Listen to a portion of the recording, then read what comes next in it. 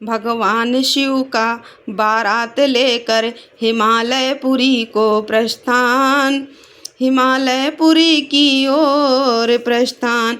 ब्रह्मा जी कहते हैं मुने तदनंतर भगवान शंभु ने नंदी आदि सब गणों को अपने साथ हिमाचलपुरी को चलने की प्रसन्नता पूर्वक आज्ञा देते हुए कहा, तुम लोग थोड़े से गणों को यहाँ रख कर शेष सभी लोग मेरे साथ बड़े उत्साह और आनंद से युक्त हो गिरिराज हिमवान के नगर को चलो। फिर तो भगवान की आज्ञा पाकर गणेश्वर, शंख, कर्ण, केकराक्ष, विकृत, विशाख, पारिजात, विकृतानन्य, दुंदुभ, कपाल, संधारक, कंदुक, कुंडक, विष्ठप, पिप्पल, सनादक, आवेशन, कुंठ, पर्वतक, चंद्रतापन, काल, कालक, महाकाल, अग्निक, अग्निमुख, आदित्य, मूर्धा, घनावह, सन्नाह, सन्नाह, कुमुद, अमोघ, कोकिल,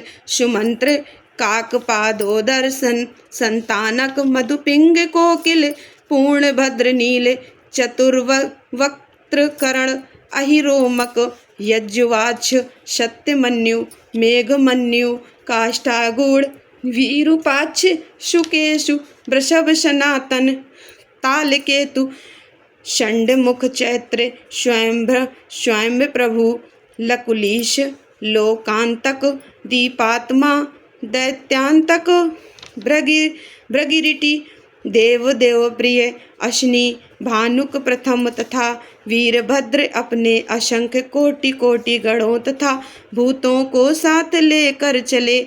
नंदी आदि गणराज असंख्य गणों से घिरे चले तथा क्षेत्रपाल और भैरव भी कोटि कोटि गणों को लेकर उत्सव मनाते हुए प्रेम और उत्साह के साथ चले।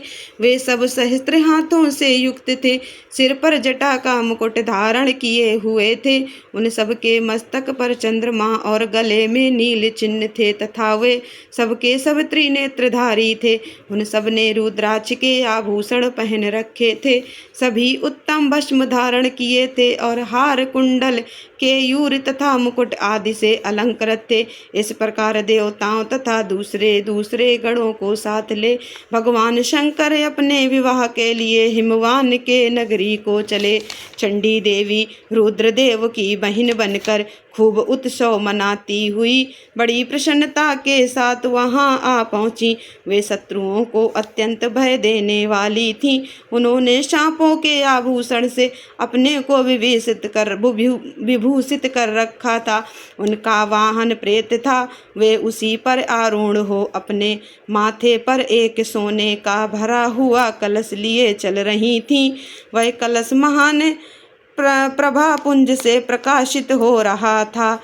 मुने वहाँ करोड़ों दिव्य भूतगण शोभा पाते थे, जिनका रूप विकराल था। उनके रूप रंग भी अनेक प्रकार के थे। उस समय डमरुओं के डिम डिम घोष थे, भेरियों की गड़गड़ाहट से, शंखों के गंभीर नाद से तीन लोक गूंज उठे थे।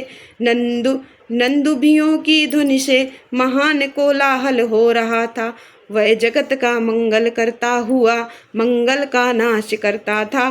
देवता लोक शिवगणों के पीछे होकर बड़ी उत्सुकता के साथ बारात का अनुसरण करते थे। संपूर्ण सिद्धि और लोकपाल आदि भी देवताओं के साथ थे।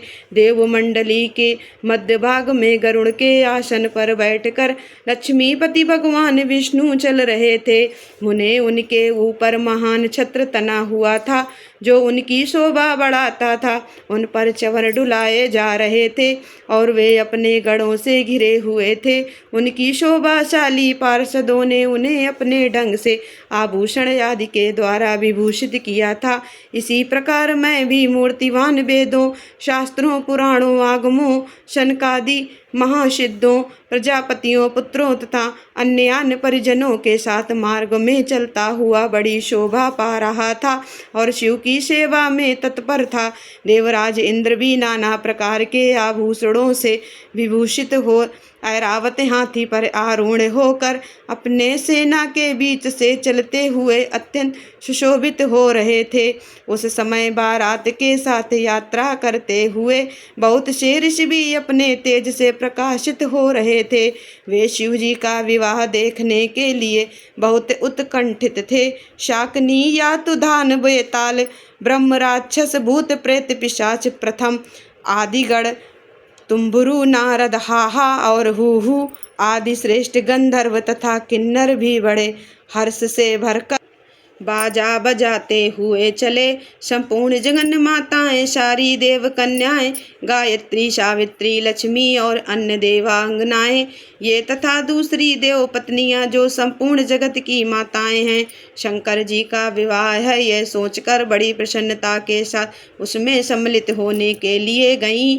वेदों, शास्त्रों, सिद्धों और महर्षियों द्वारा जो साक्षात धर्म का स्वरूप कहा गया है तथा जिसकी अंग कांति शुभ स्फटिक के समान उज्ज्वल है, वह सर्वांग सुंदर वृषभ भगवान शिव का वाहन है।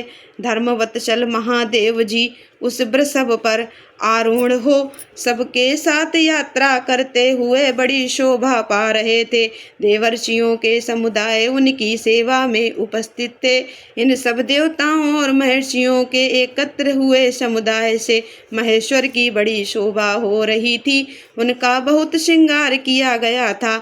वे शिवा का पाणी ग्रहण करने के लिए हिमालय के भवन को जा रहे थे।